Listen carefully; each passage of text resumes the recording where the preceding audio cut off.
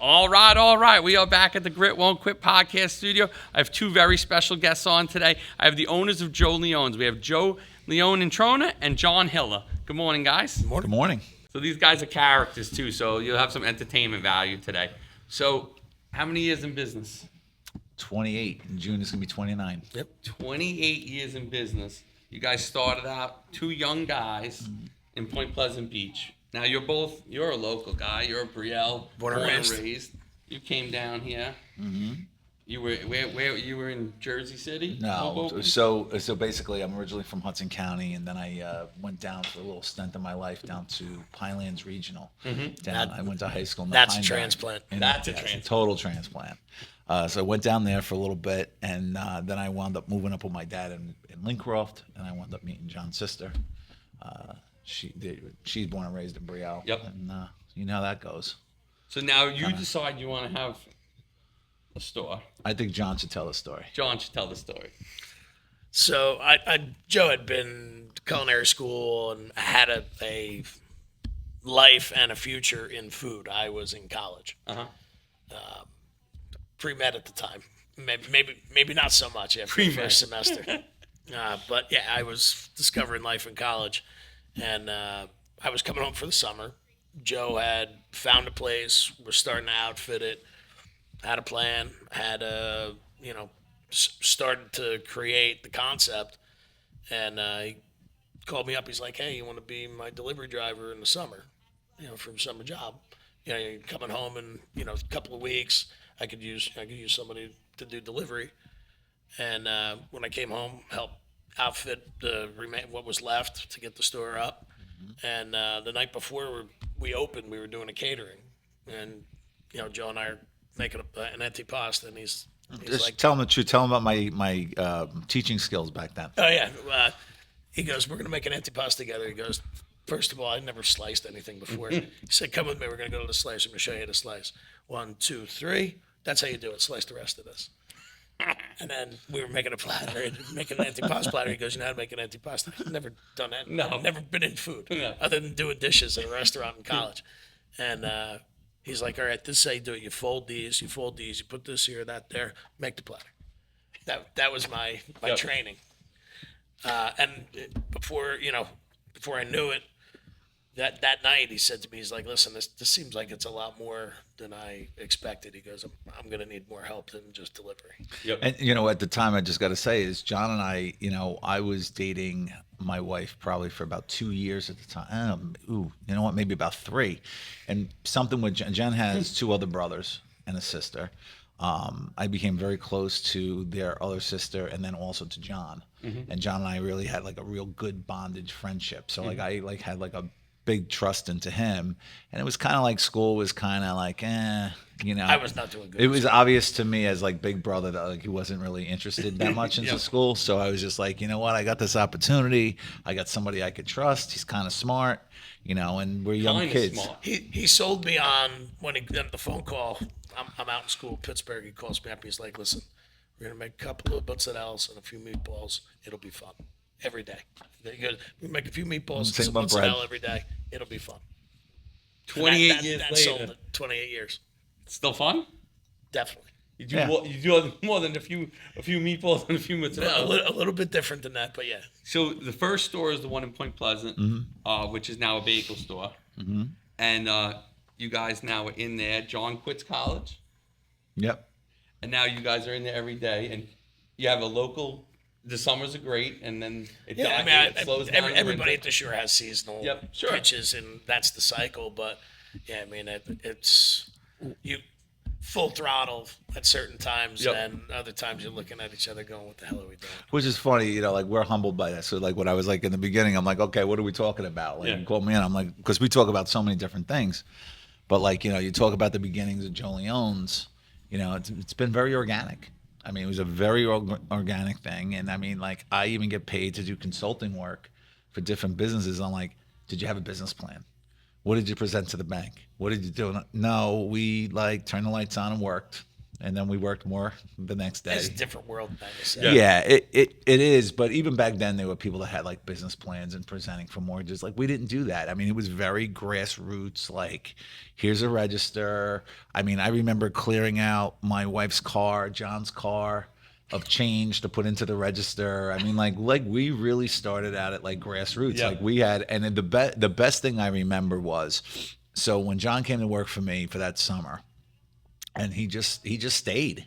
Like it was just like it was going to be like a summer job from what I remember, like you said, John. And it was just like, he's making antipas. And I'm like, you know what? I really trust this guy. I don't have a brother. Yeah.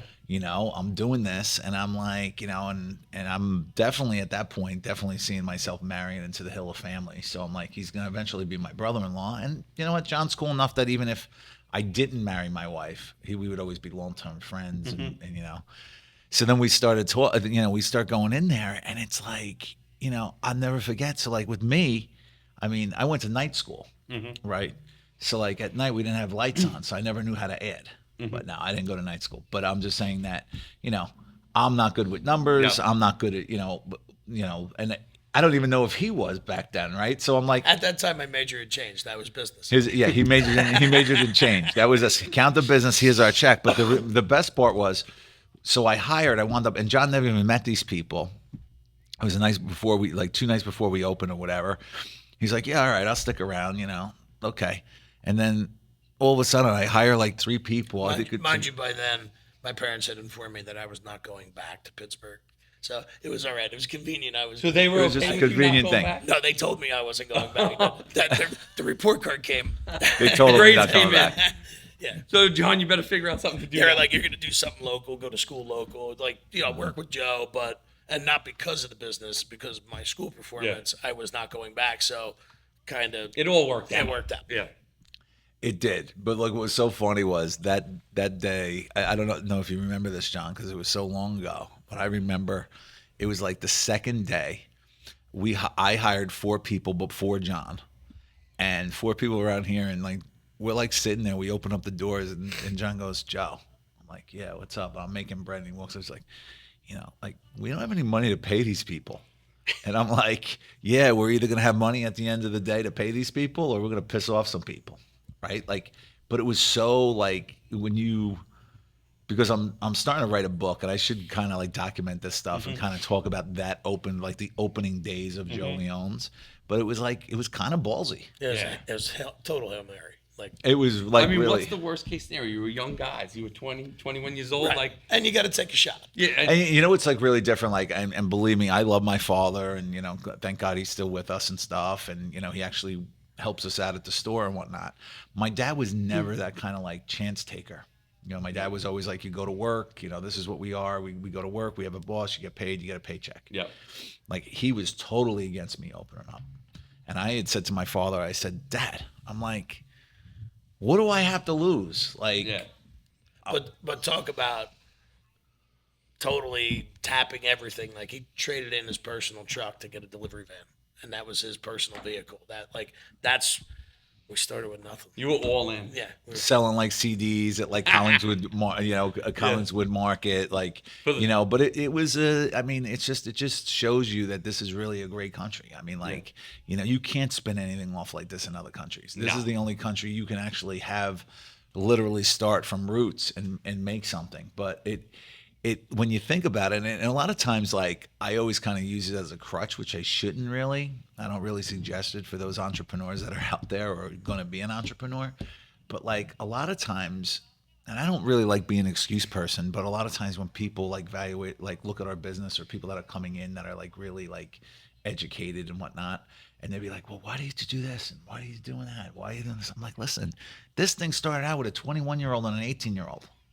Like, this was not like... Yeah, this wasn't a well thought out concept. Let's go open this up and see. It was. And it's turned into bread, mozzarella, meatballs, Yeah, and we were what, 9 or 10 people opening day, yeah. and it's 150 now. Yeah. Like that was not. That wasn't in the That was plan. not what we thought it was going to be in 1997. And by the way, those 4 people, we were hiring them just to prep to get open. So then it became like, then it was busy. We're like, we need 4 more. Yeah. And then Jen's coming in to help me, and then my sister-in-law Christy's coming in to help My dad me. working the register. My father-in-law's He's a working the professional register. Engineer. He's working the register on Working Sunday. at the register, he's rounding Worst everything up. cashier we ever had. Worst Worst case. Yeah, cashier. my father-in-law was the worst. He would round everything up or down. Well, yeah. So if it was 49 cents or less, you got no change. If it was 50 cents or more, you got paid the $1. dollar. So not only was the register off, but he pissed off the customers. Oh God, I like the way he thought, because I like that too. I don't want to change. I want to pay the whole dollar. But like here he is, like ahead our of his age. time. He's like our age now. My father-in-law was like 49, 50 years old, Yep. and he's like been there, done that. I'm running my company. I raised my kids. I'm like, I got my house or whatever. He's like, round it up, whatever. I'm like, you can't do this. Like this is like pissing people off. They're like, who is this guy? But it People all are worked like out. not coming on Sundays because they're like, I don't want to deal with that register. And somebody would say, like, where could I have my change? Get out of here. He would No say, way. like, no service. Oh, I love it. He was a beautiful Meanwhile- man, but like, no service. Meanwhile, you guys are all about service. And he's like German, white hair, like total pale skin or whatever. And they're saying to myself, who is this guy? Like whatever. I'm like, and His last name ends in an A, though. So. it does. That's right. His last name Only ends in German an name A, that ends yeah. in a vowel. That's right, pretty much. So let's fast forward. So you guys get it open. You guys are doing stuff. You're hiring more people because people are coming in. People are liking what they're eating. One of the things I could say is a lot of times where it's, you could sit there and say, we built the business. There was 3 components of building the business. The idea, the concept of what John and I were just doing every day, winging it, pretty much winging it here at Wingman, There right? you go. So we're winging it. And, but what was interesting was people that were coming in the store were telling us what they wanted. Right. So then it would be like, John, write that down. Okay, good. Next week we'll have that. I mean, you remember doing that stuff, And- placing that and stuff I like. mentioned this to Tom earlier. I'm like, we're not all that far from how we began. Like, we made bread and we made mozzarella, we made prepared foods, and we had salads and stuff. But how it evolved was really like, I'd say catering probably is the best example. Like, we made prepared foods, but we didn't necessarily. I know I said we did catering the night before. That was for a friend. Yeah. We didn't know People what a would- Schaefer we Mac didn't- was. We, like we didn't that- have the. like- we weren't prepared for catering, but people would come in and be like, "Hey, I had your lasagna. Can I get a tray for Saturday?" And we're like, How do you say no to that? Yeah, but, we'll figure it But out. the people back then in 1997, between 1997 and 2000, basically drove Joe Leone's to what they wanted it to be, what their needs were, and we listened. So a lot of times, especially when I'm, we're doing one-off like consulting and whatnot. If I'm going in and doing some consulting jobs, if they're continuous consulting, they're always sitting there saying, "But I like this, but I like that, and I like my meatballs this way." Like one of the things where like you talk about our meatballs, and man, I miss my phone. You tell these stories that I never really tell, but since we're talking about like meatballs, Yeah. right? So my meatballs were done taught for me by my grandmother, so they were very soft and fluffy, and breadcrumb, not a lot of meat, but not hard. So in the beginning, it was like meatballs was sitting around. So I'm saying to my father-in-law, I called him Mr. Hilla back then. I go, Stella, I said, I don't know. He's like, listen, I like your meatballs. He goes, but let's do this. He went out and literally spent the time, went to Squan Tavern, went to Vic's up in Burley Beach, went over to Graziano's, and went to Garuzzo's. And he sat there and says, try these meatballs. What do they taste like? I'm all like, places that were on his circuit. By they the were way. all in his circuit, but like American Italian, typical back Jersey Shore Italian, known restaurants, Yep. right? And like the fork, you're cutting, and it's like, it's a meatball. Like it has meat in it. It wasn't like this light dumpling that my grandmother taught me how to make. So like, and then they had onions in it. And I'm saying to myself, okay, like I can make. He's like, can you make something like this? Yes, I'm going to add more meat. I'm going to take out I'm going to take out all the breading. I'm going to do it a little different ways. And I mean, like, John, how many meatballs we sell a week now? No, a couple thousand. Right. And I mean, But All we because you guys did this little taste test. well, my and father-in-law, figured my this out. father-in-law pulled me aside and was just like, listen, concern. He's like, I'm going to give you constructive feedback. Like, you got to give the people that are here at the Jersey Shore in 1997 a good meatball, but can you make this and make it somewhat as good, if not better? And I said, I'm going to try the best I can. And that became our meatball recipe. And so the influences came from everywhere. Yeah. Like whether it was customer in the store or just recognizing like what was popular, and obviously synonymous with being Italian. So like meatballs are Italian. Yeah.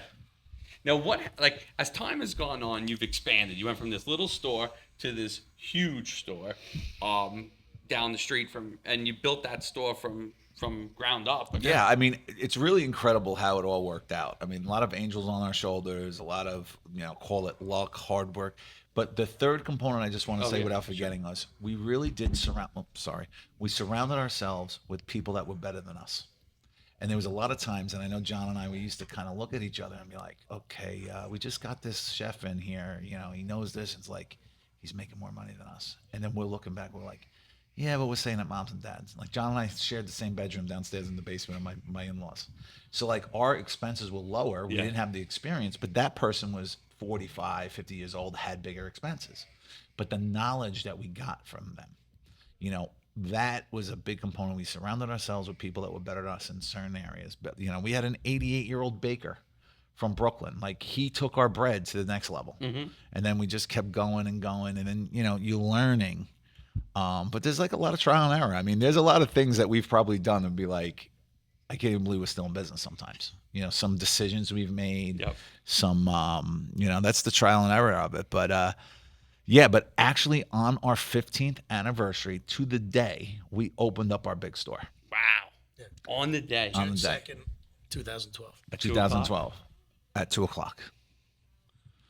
Why 2:00? Why 2:00? Okay. Well, so I played football. So number 2 was always my number, right?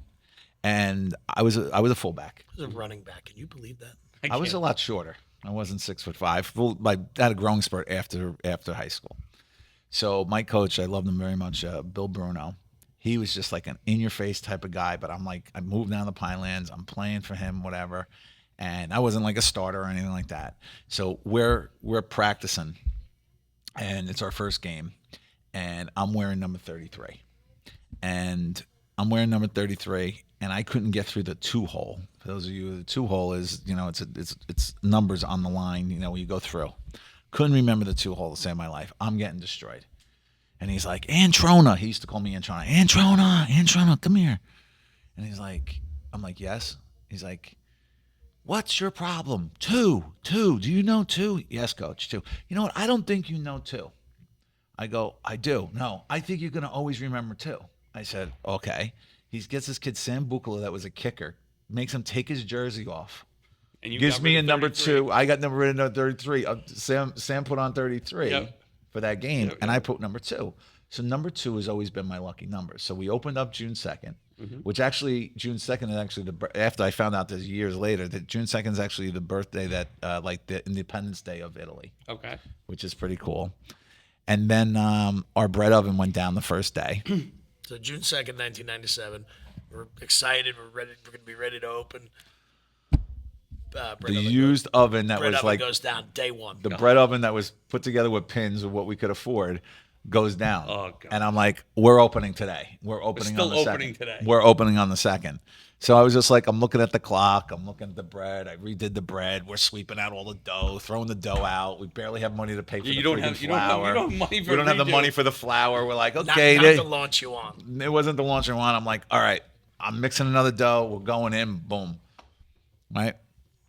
I look at the clock. It's like getting to be like around like quarter to 1. I'm like, okay, bread's going in. I'm like, we're opening up at 2:00. So everything that we've always opened, all of our stores, has always been at 2. Perfect. So you get the big store open, 15 years, and that's right around. Didn't we have the hurricanes? Yeah, it was the summer of Superstorm Sandy, right before that. So you open in June, and then in October we have Sandy. Yep. Yes. And I can give my brother-in-law, or my brother John, my partner, whatever, full credit for putting that all together. I happened to be in Italy at that time at the ribbon cutting of the orphanage that we fundraised for and put together. And I was stuck in Italy for like watching it on the news. Watching it on the news. Like there's the now inlet at Manilokin Road that is on all the front pages of all the papers. Joe's watching that on And I CNN. got my wife is here. She's pregnant. We have an infant. Luciano's born. She's pregnant with my daughter Nina. She's staying at my mother-in-law's house. I lose contact with everybody. No phone calls or all this. Okay. I'm watching all this, and I'm 6 hours ahead in Italy. I can't even talk to him what's going on. right? So I'm like flipping out, and I'm looking at my two kids, and we're like in Rome in a hotel, an airport hotel, seeing if we can get a flight. Couldn't get a flight in. I'm looking, and there's this British guy from CNN, or I guess it was CNN International or whatever, British accent say, "Oh yeah, for at least 20 miles in from the shoreline is all underwater." Oh gosh. So I'm seeing this aerial shot of everything, and I'm like, I'm looking at my kids, and I'm like, they're gone. They're literally gone. Like, so I'm like, do I stay here in Italy and just start up my life with my two kids? Like, what? Like, Yeah. what? If everybody's gone? Yeah. So it turned out good, but Johnny really held it together, put that all together in our team, and we were able to give a lot to the National Guard and to the Fortunately, to the people, the emergency- locals. Like Office of Emergency Management was up the road, and there was another one station down in Bayhead, and the thought at the time was try and preserve yourself. Yeah. But at the same time, like there was no saving. You were going to be out of power for days. Yeah. Walk-ins full of food. That we were prepared for a storm, but we weren't prepared to be basically dead in the water, Yeah. so to speak, with no electricity, no gas, like that. I mean, everything around in Point Pleasant Beach was going to be shut off. Yeah. So we had propane equipment and stuff. But to the team's credit, everybody came in. Like we made the decision 2 days in because the walk-ins were holding, but 2 days in, made the decision like we're just going to open the doors and everybody flush everything out. If we got to waste it, we got to waste it. And we had a system for recording stuff, and anything that we didn't waste, we did have propane. Mm-hmm. And in the store, we had gas. So we put on the Unbelievable. battery-operated lights, and cooked everything, and found an outlet for it. I gotta say, We were delivering meals to families in their houses, like in just, all the years, and honestly, I don't think I've ever told you this. This was the proudest I was of my brother-in-law. It was really good to come back to that because that's exactly what I would have done under my leadership. But like John just took it, was like, okay, let's go. Got all the troops together and just like, let's do it. And I came back to 10 outside, things are going. Okay, Joe, this is what we're doing. National Guard's picking up here, doing that. It was really a humbling experience, but like to see my team working that way was great. That's awesome. And we're at this beautiful brand new store. Yeah. Right. Like a month. I mean, and 2 months, thinking about it, 2-3 months. not selfishly, but I'd go home at night and I'd be like, "The hell are we gonna do? Like, what if the area doesn't recover? Like, Yeah. we just built this. Yeah, I know. And we You're had the thinking about- you mortgage. think about the mortgage. And, Holy, oh yeah, the first I mean, 2 it was months like is crazy. pumping It's like, soon. okay, year 15. Like, this is great. We're having a band. Our cousin Jordan comes down with his band. We're having a big tent and, big to do in the front yard. And it was a great grand opening. And we had a great summer that summer. I mean, we were the new kids on the block. I mean, it was like 4 months later, we're going. we were on our honeymoon, and all of a what's sudden gonna it was like, happen now? what are we doing? Yeah, how does But that mortgage we persevered payment it. get We persevered that. We persevered that. We persevered the pandemic. I think I think we still benefit from people recognizing what we were doing. So it bought us a lot of credibility Yeah. to do Oh, what we totally. did. And then, like, again, too, like, and then bang, we're shot with the pandemic. And, like, that's the prime example if anybody gets anything out of being an entrepreneur and you just do the right thing and it comes back to pays you. back. And then also surrounding yourself with really good people. My team, our team, I should say, our team literally figured out how to do 300 transactions a day overnight. And how are we going to execute this and bring food out to people's cars? Yep. Right. And we actually were like bringing everybody in. Our cooks were like getting a slip, writing the order down, and be like, here, we set up the store like we were open. Meanwhile, we have all masks on and everything. Yep. I mean, that's a show in itself to talk about that. Yeah. But yeah, it was It wild. really was. 300 transactions a day, all through. So there was a 1-page sheet of paper that was our menu. Yep. And what we would tell customers is, if you can describe anything that isn't on that sheet of paper or give us a name, We'll make it. We'll bring it to you. We'll pack it for you. Yeah. So like literally, we have something like piccolo peppers, Julian piccolo peppers. They're like goat horn hot peppers, jarred product that we have carried for probably close to 20 years. now. Yeah. People would call up and I don't know what they're called, but they're sliced red. They're right on the red right-hand peppers side in a when I jar. walk Yeah, in. they would say it's usually right in to the right on that Yeah. on that shelf right where you and they And then you describe figured it out. literally where Yeah. it was in the store and we can pack it for them. That's But awesome. that really meant a lot. Okay.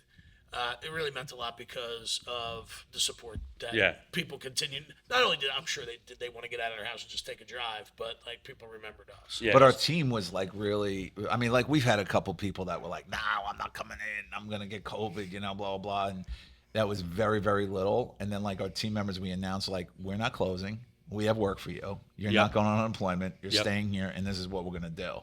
And we did that. I mean, like you think about like you have a bad day, and like you think about those days, and you sit there and say to yourself, "Wow, like we can get through that. We can get through anything." That's true. It really. I remember was. going on the line and me and my wife picking stuff up during. But then we during opened that. up. We had to have a line. We had to have bouncers at the door Yeah. because people would be like, "I'm Too not many waiting in people- line. yeah, I'm yeah. going in." They're stepping too close to each other. You're Yeah. monitoring the 6 feet distance. Oh, It was that's just crazy. like you can't make this stuff up, man. You can't make this stuff So up. that plenty of challenges that we've been fortunate to overcome, but we had a lot of help. Yeah. Yeah, we've built a lot of people around us. Our family has been phenomenal. Yep. My dad, the Hilla family, just coming and helping us whenever we need anything. Now my kids, our nephews, like it's just it's been a great run, Yep. And now I'm seeing my little nephew turn 10 years old. I was thinking the other day, John's son Grayson. Grayson's gonna take over in a case. Oh, I don't know. Okay, that's gonna All be he a wants tough to know one. is, are we packing cookies? Because one goes in the box, one goes in his mouth. One goes But in the like, box, one goes in I'm his looking at this kid, and I'm You gotta looking watch at, the margins on Yeah, Grayson. exactly. Well, John has to worry about that. He'll get a bill. Like my kids, they come in and we're losing on get him. stuff in the store. Well, Luciano, forget it. He comes in and orders a bunch of stuff. It's like, "See you later, Dad." I'm like, "Who is that all for?" He's like, "Me." I go, "Wait a minute, you must have like friends and stuff like that." I'm like, "What?" Like he's playing football for RBC. What are you doing with 3 sandwiches? I'm like, "What are you doing?" He's like, "Well, I like to snack at night and like keep things going." It's just like it's insane. Keep But things going. I love it. But with Grayson, I'm looking at him. I'm like, oh my God, he's 10 years old. Like, in another 3-4 years, this kid's gonna be like loading trucks like Joey and Bella, and doing things, filling cannolis Yep. at night and stuff like that. Is just, and it's really cool. That's awesome. So now, when did Manasquan open in this? 3 years. 3 You years. want to talk about something crazy? 2022. So So we get through COVID. right. No, but you want to talk about something barely. crazy? I'm with Jen. Right. So Jen and I met in like early 1995. Okay. So they had the place called Center Food Market, and it's been there forever. 45 years. They were there 45 years. But like at the time, like going back then in 95, I remember going in that store and getting a big sloppy Joe sandwich, macaroni and cheese. And I used to say to Jen all the time, like, this is the kind of store that I want. This is a perfect size. Like it's long. Like this would be perfect. That's nice ceilings, da da da da. So then we have like this major blizzard after COVID, if you remember in the do. in the January after, right? So of course the kids are all home; they're homeschooled anyway. So I go down in the sled down South Street. I go down, I pull my daughter on the sled, and I just wanted like a bowl of chili. They made really really good chili. I think Chris at Off Center makes the chili that they make, right? So I'm going a bowl of chili, and it's a beautiful town. Like it's all white going down Manasquan or whatever. So I'm sitting in the window, and you got Howard. He's pacing back and forth, and I'm like, Howie, what do you think if I take over this place? He's like, I'm done. He's like, I've had it. Blah blah blah. And I'm like, listen, let's like really talk. Like I'll get you together with my brother-in-law. Let's like really see, because we had our location over in Seagirt. Yeah. But we couldn't do anything in Seagirt. We couldn't move anything in Seagirt. We were sharing the space with a liquor store. He really didn't want to expand. Then we had a pizzeria that's coming in, and we had like a grab and go thing. And I presented it with John, and John's like, hey, listen, you're visionary. You see it. Let's do it. And here we are. And I mean, we got a great business going on in Manasquan. That's awesome. And it was Again, ran by great team members and doing well. It was. I knew the family growing up. Like it was an honor to take over for legends. Center Food Market was a legend. Yeah. Around here, sandwiches, catering, and stuff like that. So, and the charm of the place just was perfect. Like that. It's Windows. warm I mean, feel. I think the building was from like pre-Civil War. Oh wow. So like it was a big window. It used to be supposedly a big dress shop. So it had like, it has the awning and everything else like that. But a lot of times, like even like the feedback that I got, oh, there's no parking. I'm like, yeah, but you don't understand. When people sit there and say, oh, Joe Leone's in Manasquan, it's at the old Center Food Market. It's like, Everybody knows. Center there. Food Market didn't have parking either. Yeah. huh? Center Food Market didn't have You parking. got the either. municipal lot. The old behind Point you. Pleasant store didn't have parking. I mean, like if you put out a good product and you're confident in your product, and hopefully you can maneuver your your guests to come in and out Yep. of the store the best you can. But it's a great community down here, man. Yeah. I love it. So what's next? What is next? 28 years in? I think we're hanging for a while. John and I mean, I just turned 50. John's going to be 50 in a couple of years. I mean, Stay sharp. in my mind that's what is for the immediate future. we've had some competition come in, some big supermarket type Italian stores and whatnot, and we're just got to do what we do and do it right and try. We're not at a point to be in a situation of doing expanding right now. We're just at a point of just like, let's get all our ducks in a row. Let's look at some stuff. We just brought in a great COO. His name is Jason. He's doing phenomenal. We have Amanda, that's our chief heart officer. We have so many good people that are really like keen into making a great work environment, or continue to make a great work environment. At least I think so for our team. But I mean, I'll tell you what, I like it here, John. Belmar. I would really. I mean, they're developing up here down at the end of the block. This is starting in a couple of years, but maybe year 30. Maybe in a couple of years, year 30, we could take a look at that. You heard it here first. Year 30 in Belmar. I'm thinking about it. Take it easy. It's a load of possibilities. But just coming We'll up get a here. business plan started for Belmar now. But I mean, I know a lot of times, like we have a lot of times, we got to go west. We got to go to Freehold. We got to listen, man. There's nothing like the Jersey Shore. Yeah.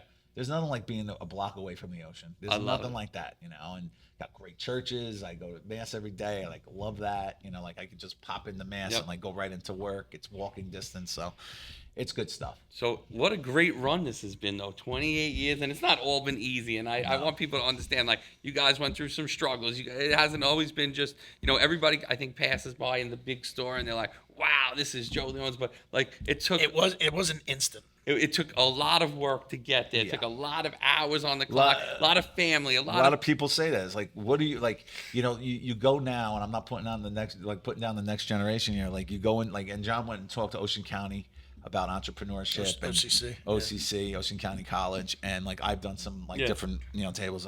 What do I do to drive a car like you? What do I do to how can I do it? I'm like, you get up and work. You work until you can't work anymore. You get up the next day and you work harder than that. It's simple. But it's not. It's, your legs have to stand it. I'm all broken down with my feet. My legs aren't. John, I don't know. Do you have any aches and pains after all these years? But I don't complain about it. I tell Joe, I'm still invincible. The best part is. say the same thing. The best part, John's always been invincible since we were kids, driving down 71, doing 100. He's not anymore, but I hope. But anyway, John and I, John, tell me if I'm wrong with this. We actually judge our age on Christmas Eve. Him and I will be walking past each other at one point, the 23rd going into the 24th, preparing that's our busiest holiday of the year. Do you feel that last year? No, I didn't feel that last year. Do you feel your shoulder last year? That's how I judge my age. I didn't feel this. Yep. And they always say in the food business, it's 1 year is 2 years. I say that to him every Christmas, the 23rd going to the 24th. So you ready? Yeah. Gonna lose a few more years off our life tonight. It's crazy. I mean, we've had some crazy stuff Christmas, 98. We had a total fallout. Christmas 98. We couldn't get our orders. That was the first time computers were in advance. We had a spreadsheet. My in-laws, my brother-in-law and sister-in-law. Handwritten orders. And we're typing into a computer with a spreadsheet. And then everything was going. And at 4 o'clock, there's John in the outside tent rolling up cold cuts. Still making the antipasta that people were supposed to pick up at 2 o'clock. And coming around, and then the best part was I'm making bread late, trying to make up these people's bread, and the team guest bread. And then I'm going and delivering the orders. My in-laws, everybody's at the house, they're all warm. They're all, I'm going to these houses. They're like, here's your antipasta. And it was freezing. It was cold, the whole thing. And I walked up to him on Christmas Day. I'm like, we will never have a Christmas like that ever again. And John's like, I agree, we'll never have. But I'm proud to say, 3 bona fide, legitimate fights between John and I in 28 years. And I take a lot of pride on that. Can you imagine that? Yeah. Disagreement-wise. And, I got a mozzarella thrown across the room at me. That's great. I ran down the street with a friggin' paddle. That was fun. When you guys joked on me that time, so we had a magazine coming in. to do all kinds of pictures Yeah. and everything else. So I'm making like all these different breads, and it was a bakery, modern baking magazine. It was like so like, oh my God, we're gonna be in an industry magazine for our bread. So all of a sudden, John walks up. He's like, Joe, what's up? He's like, and John could be very, very serious. He's like, Modern Baking called up. They made a mistake. They're actually going down to Muller's. They made a mistake with Joe Leone's and Muller's. Like, I'm really sorry to tell you this. And I'm like just sitting there like a broken child. I'm like sitting there. I'm just baking the bread, and I'm like, I felt just like smack in the face. And he goes and he walks around the corner and laughs at me. And I'm like, you son of a bitch. And I freaking ran out the door. He ran, Charlie, Abruzzo, Frank, they all spurted out. That was the best. You guys got me good that day. There you go. But that was fun. So as we wrap up today, let people know one tip about, and you kind of just said it, but as an entrepreneur who's trying to get going, what's the best tip you can give somebody? You're getting that question next, so think about it. Me, truly, I would just sit there and say, don't try to be something you're not. I'm realizing that as I'm older, is like, bringing in, like I always say, like surround yourself with people that are better than you. But like, I am very realistic to sit there and say, I am not an executive. I'm a cook. Mm-hmm. I'm a baker. Stay in your lane, do what you're good at, and do only the things that you can do for the company. Okay. I think that I would say with me, I don't know how John feels, but my biggest mistakes were trying to be something that I'm not, trying to be an executive, trying to be the president, trying to be the COO, trying to know everything. And that is, I'm very impulsive, but like, you got to look, we've got 150 people that are trying to do a good job. And I make everybody confused sometimes, where it's like, they don't know what's in my mind. And I'll make one change with a team member, and that team member will be like, well, Joe said. And then it gets up to the COO, and the COO is the last person to find out about it. And I've had that with our past back of the house directors and whatnot. That's one thing, if I could change myself in the last 28 years, that I wish I would have learned early on. Don't try to be something you're not, accept what you are, and keep yourself in the right path on that way. I love it. John, what do you got? Mine's a lot simpler. Let's go with it. I mean, expect to grind it out, because you got to work, and don't take it for granted that success is easy like that. If you're you have to expect what you invest, and even beyond what you invest, to realize success. I love it. I mean, like a lot of times with people, they come in and they're like, oh my God, Joe Leone's is a gold mine. It's a fine ram machine. I'm like, you have no idea what it is to run that pedal of that machine and how to drive it, because it is a lot. I'm not complaining, because I'm always all about hard work. I don't mind the hard work, but like, just think about that. We employed 3 different generations of people. Yeah. One thing I want to say, I remember this. 1997, 21 years old, 18 years old. We had people that were working with us that were 45, 50, 55, 65, sometimes 70. And we were telling these people, instructing them how to do things. And it was like, we were like, they're the kids. They don't know what the hell they're talking about. But they did it because they were from that old generation. And then the next generation, so now John and I are like in our 30s, and we got this experience under our belt, and we had a little bit more kind of respect, like they know what they're doing, and they did it. And then like now you have the generation that questions, which is different, which is a very different and more type of needy, a little more caressing and whatnot. But we're doing it. You got to adapt. You got to adapt as management. Yep. I love it. Well, gents, thanks for coming on today. These guys are great. If you haven't had their food, it's the best. And they're just genuinely great guys. I call them friends. So, Joe, John, thanks for coming on today. Thanks for having us. Thanks, brother. It's a pleasure. Thank you, brother.